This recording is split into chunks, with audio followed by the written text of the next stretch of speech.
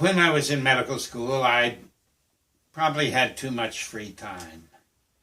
And I had, as a math nerd in the 50s, thought about and talked about whole systems thinking and started to apply it to everything. And in medicine, it's so funny. In medicine, the way I was taught, the doctor was different than the nurse, different than the janitor, different than the lab tech, different than the hospital, than the clinic. And in my view of medicine, all of them were one system.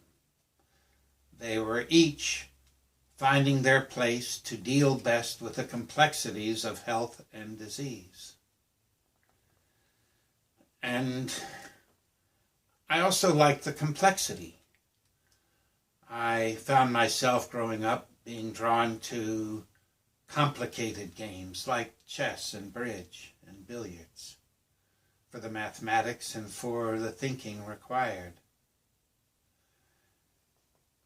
And I have to say that before I entered medical school, by that time I had already had a lot of savvy around racism, sexism, around communism versus democracy, about what makes people fight, and the society that we lived in, the hierarchy of that society. And so I would like to think that by showing a model hospital that was free for all could influence another person who is working about how much they want to charge, or about other forms of generosity. In a capitalist world, money, money, money.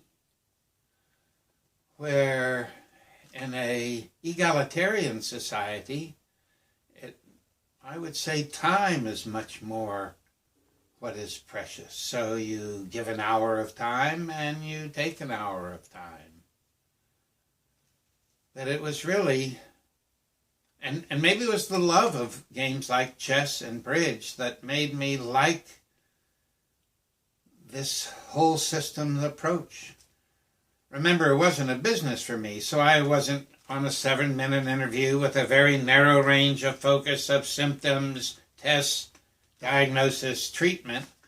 I wanted to know the person's life. I wanted to go in their home.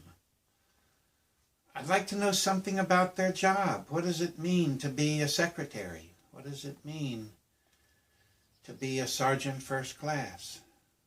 And so maybe I did it all to feed my lustful curiosity. Yeah, maybe that's it.